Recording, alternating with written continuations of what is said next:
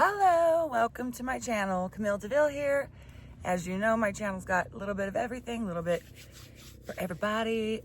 Today's gonna be a quick video into sobriety and not my whole journey, but just a couple things I wanna share with you guys that are coming to mind that have been really beneficial in my sobriety and staying sober. The biggest one that's coming to mind today is having people that understand and know that you're sober. I don't have a single family member or friend that wants me to drink. And that's not because, oh, they saw me so low down. That's because I've explained my reasons. Now, obviously, I'm a very open person. You can do however you see fit. But for me, being open and people knowing that my journey, you know, when I started February 26, 2024, and ongoing was going to be a sober one. And even before I was totally committed to the idea of it being permanent, I had nobody pushing for me to drink. Like off the top of my head, I haven't. I feel that it's so important because there are moments and they come and they go, and some phases, especially I feel in the beginning, are stronger, and then you're fine for a while, you get used to it, and then again there's like a strong phase. I am at a campground, so there are children off in the distance here, so forgive the background noise. But there is beautiful birds a chirping and tripping. So my point being, when I've been around these friends or family, no one offers me a drink. And if I, what is the word? I want to say articulate, but if I make it known, oh, I'm feeling like I want to sip of that. Like I'll joke around, half joking. No one's like, oh, just take a sip. So I've been very fortunate. If you find yourself in a situation where the people around you aren't supportive and aren't kind of holding you accountable without forcing you, like it's always been my choice. If I wanted a drink, I could be like, I'm taking a sip. If I wanted to grab a drink out of the fridge or whatever, I could, but these people, I guess, I'm just saying, there's an accountability level there, and to be surrounded by people that love me and know she made this decision, so we're just trusting her, you know, and so it does matter who you surround yourself with. A big saying, there is definitely ants on the ground, is you got to change your people, places, things, playgrounds, Playmates. There's a saying about it. Some of you may know it. And I did not have to change necessarily the people. There was friends that automatically kind of weeded themselves out. Not a ton, but some that automatically, you know, took a step back because we're no longer enjoying drinking together, and that's fine. Changing my playgrounds absolutely is a huge thing. So I stopped going to bars as much. The first time I went to bar, and I talked about this in another story, I had to go. I wanted to go to my husband's show to support him, but there's drinking there, and it's a place that I've never gone sober. So that was a huge, big moment. So proud of me for not caving then. But I was even emotional about it. Breaking up with alcohol is breaking up with alcohol. And there's fucking fire ants here. So this is going to be really short. So yeah, I did have to change my playgrounds for sure. And then it's just a lack of desire to even go to those places, because I also spoke about this. I had a new heightened awareness when I was out and about. Like,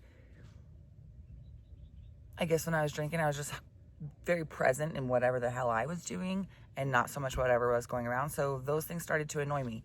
Now, that was in the beginning, and still a bar doesn't sound like the funnest place for me to go, but bitch, I'll scream.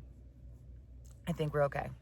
But this trip that we took camping / city very close nearby, so a little bit of both, we went to bars, and that was fun. Now, was it as fun as I remember when I was drinking? No. But we had so many meaningful conversations, and it was very much focused on us, none of the fuss of the outside world. You really notice when people are rude. You just don't attack them.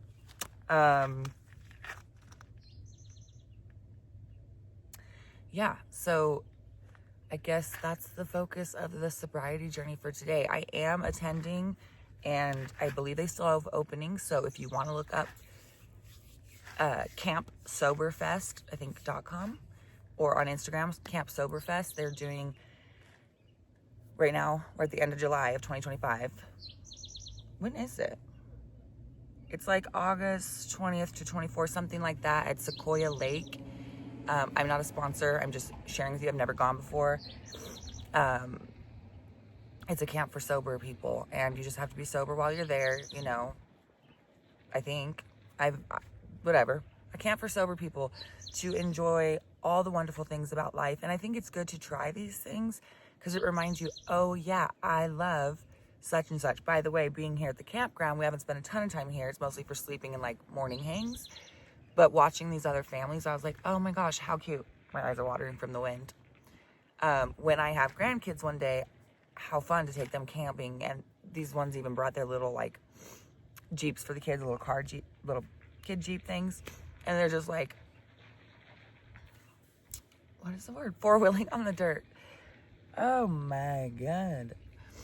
So Camp Soberfest, me and my dad are going. He's actually been sober since the beginning of January. That's his story to tell, and how long he wants to do that and stuff is not my story. So, but we're going together, and that's amazing, and I'm so excited. So they're doing zip line, rock climbing, kayaks, just good old nature fun, hikes, waterfalls, and talent show, and just all this other stuff. So if you are sober, there is tent options that are pretty affordable. There's other options. I don't know it's still available. We're doing like a bunk bed situation. And I think that's all that I can share today. Very short video, but I just wanted to pop in, let you guys know from my last video that this trip has gone amazing. Even the nature spot that we tried to go to, it was a creek. That wasn't it. Go over there, honey. It was a little dry creek, y'all. It was a dry creek, but me and my bitch just sat there, and we had a good time anyway, and kind of just laughed about it, but it was nice. We just sat there. Okay, well, anyway, do something that nourishes you. I love nature, and then before this, I would go on hikes. I don't like to go anywhere without water, hence looking for a dry creek bed, or sorry, finding a dry creek bed. So my hikes, I always try to find water. Something about the sound and it moving in nature really soothes me. So in the comments, let me know, what do you do? What grounds you? And lastly, something that I do at home now. Obviously, you may not have a pool, and that may not be your thing. But my thing is I get in the pool once the sun goes down, and I just swim and and float too, and just look at the sky. Stargazing, another idea. I've loved it my whole life. And my dad introduced me to stargazing when I was a kid. And unfortunately in Vegas, we don't really get to do that. Even if we go out to like Mount Charleston, there's too much moon, there's too much light pollution. Out here is really good. In Prescott, Arizona. Oh, I'm just in the wild. I gotta make sure we're okay. My death on camera. Okay, so yes, let me know, what do you do to ground you? That's a couple of my things. I have others, and I will be sharing more of them in the next video. Have a great week or weekend, and I'll see you then.